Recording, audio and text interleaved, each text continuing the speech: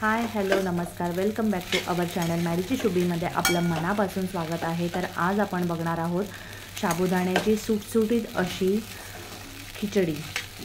So आता श्रावण महिना पण सुरू होत आहे आणि जे नवशिके असतील त्यांच्यासाठी हा उपयुक्त ठरणार आहे व्हिडिओ। सो शेवटपर्यंत तुम्ही व्हिडिओ बघा। यासाठी मी 1 कप साबुदाणा घेतलेला आहे। याला गरम वगैरे काही करून घ्यायचा नाही आहे। सो आपण आता इथे 1 कप साबुदाणा घेतलेला आहे।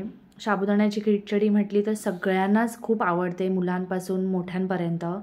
सो कोणाकोणाकडे साबुदाणा केला जात नाही, तो हा व्हिडिओ तुम्ही बघून करू शकता। अजिबात चिकट होत नाही साबुदाण्याची खिचडी। इथे आपण हा 1 कप साबुदाणा घेतलेला आहे, तो स्वच्छ 2 पाण्याने धुवून घ्यायचा आहे। धुवून घेतल्यावर हा एवढं 1 इंच पाणी त्याच्यामध्ये ठेवायचं आहे। हे बघा, दिसत असेल तुम्हाला व्हिडिओमध्ये 1 इंच आपण वरती पाणी ठेवलेलं आहे। तुम्हाला साबुदाणा जर सकाळी लवकर करायचा असेल तर तुम्ही रात्रभर भिजत ठेवू शकता, खूप छान भिजला जातो रात्रभर। किंवा तुम्हाला घाई आणि विसरून गेला तर तुम्ही सकाळी पण भिजवू शकता, 2 ते 3 तास भिजत ठेवायचा आहे। तर त्यासाठी आपण हे बघा, इथे आपला साबुदाणा कसा भिजलेला आहे हे आपण बघूया। किती छान आणि मऊ भिजलेला आहे, हे बघा। खूप स्पॉन्जी आणि अजिबात चिकट वगैरे झालेला नाही आपला साबुदाणा। मी फक्त 2च तास भिजवलेला आहे साबुदाणा, तरी इतका छान भिजलेला आहे। इथे मी 2 ते 3 हिरव्या मिरच्या घेतलेल्या आहेत, 2 छोटे बटाटे घेतलेले आहेत, असे बारीक कट करून घ्यायचे आहेत बटाटे। इथे मी शेंगदाण्याचं कूट घेतलेलं आहे, शेंगदाणे थोडे भाजले ब्राऊन होईपर्यंत आणि मग नंतर त्याचं जाडसर असं कूट करून घेतलेलं आहे। थोडं जाडसर ठेवायचं, साबुदाण्यामध्ये छान लागतं। आता इथे मी कढईमध्ये 1 चमचा तेल घातलेला आहे। तेल छान तापल्यावर आपण यामध्ये मिरची घालणार आहोत। मिरची चांगली तडतडली की आपण बटाटा टाकणार आहोत। जर तुमच्याकडे जिरं किंवा कढीपत्ता उपवासाला चालत असेल तर तुम्ही या फोडणीमध्ये जिरं कढीपत्ता वगैरे टाकू शकता। आमच्याकडे नाही खात, तो त्यामुळे मी फक्त मिरची टाकलेली आहे। आता यामध्ये आपण बटाटा टाकणार आहोत। बटाटा फक्त आपण वाफेवरती शिजवणार आहोत, यामध्ये पाणी थोडा पण टाकायचं नाही आहे। आता छानपैकी असा बटाटा परतून घ्यायचा आहे। बटाटा शक्यतो तुम्ही बारीक असा कट करून घ्या, कारण की तो लगेच शिजला जातो वाफेवरती। जर तुम्ही मोठा कट कराल तेवढा तुम्हाला टाईम जास्त लागेल। ही खूप सोपी रेसिपी आहे, जे बॅचलर्समध्ये राहतात त्यांना तर खूप उपयुक्त ठरणारी आहे। आता आपण 1 मिनिटं असा बटाटा झाकून ठेवणार आहोत। हे बघा, छान अशी वाफ पकडली होती। एकदा परत आपण याच्यामध्ये थोडंसं चिमूटभर मीठ टाकणार आहोत, कारण की आपण जास्त मीठ नाही टाकायचं, कारण बटाटा आपला पूर्ण शोषून घेणार ते मीठ। सो आपण थोडंसं याच्यात टाकणार आणि बाकीचं साबुदाण्यावरती टाकणार मीठ। नंतर आपण परत एकदा असं परतून घ्यायचा आहे बटाटा। साबुदाण्याला कधी पण जास्त तेल टाकायचं नाही, मग तो असं तेलकट खूप वाटतो साबुदाणा। परत आपण यावरती झाकण ठेवून 1 मिनिट वाफ चढून देणार आहोत। तोपर्यंत आपण साबुदाणा हा असं छानपैकी मोकळा करून घ्यायचा आहे।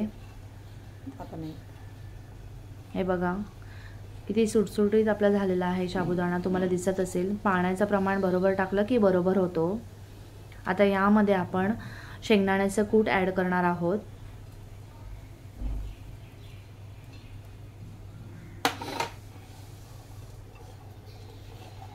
छानपैकी असं मिक्स करून घ्यायचं आहे।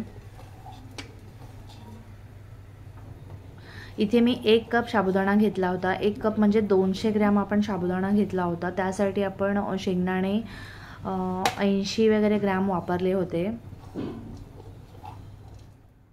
आता यामध्ये आपण मीठ ॲड करणार आहोत, चवीनुसार मीठ टाकायचं आहे। मगाशी आपण बटाट्यावरती थोडं टाकलं होतं।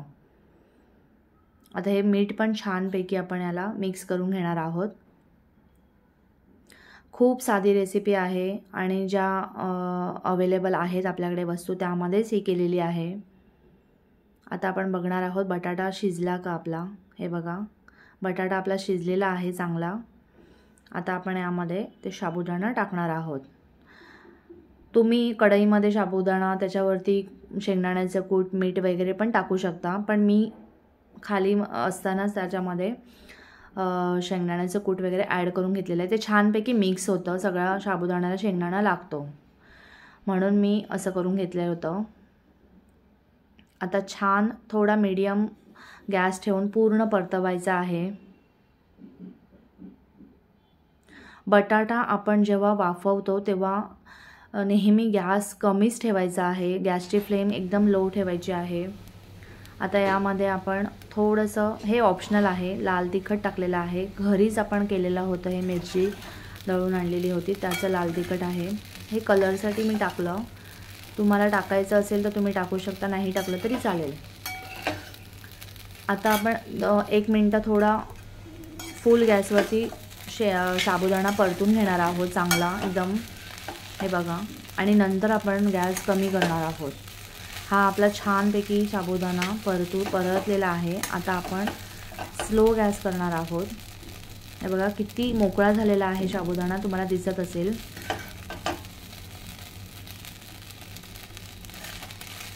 आता एकदम स्लो करायचा आहे गॅस आणि झाकण ठेवून 2 मिनटं त्याला वाफ चढून द्यायची आहे.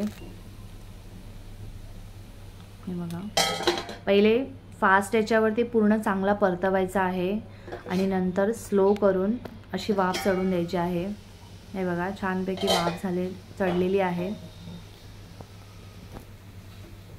आता एकदा परत आपण परतणार आहोत.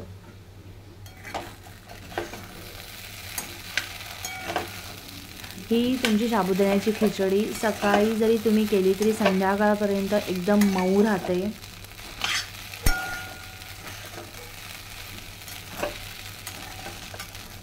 ज्याला दात नसतील ते पण ही साबुदाण्याची खिचडी खाऊ शकतात, इतकी मऊसूत राहते आणि किती मोकळी सुटसुटीत झालेली आहे हे तुम्हाला दिसतच असेल. सो किती झटपट रेसिपी आहे. कशी वाटली आमची रेसिपी नक्की ट्राय करून बघा आता श्रावण महिन्यामध्ये, आणि आवडली असेल तर कमेंट करून नक्की सांगा. Till then take care, bye.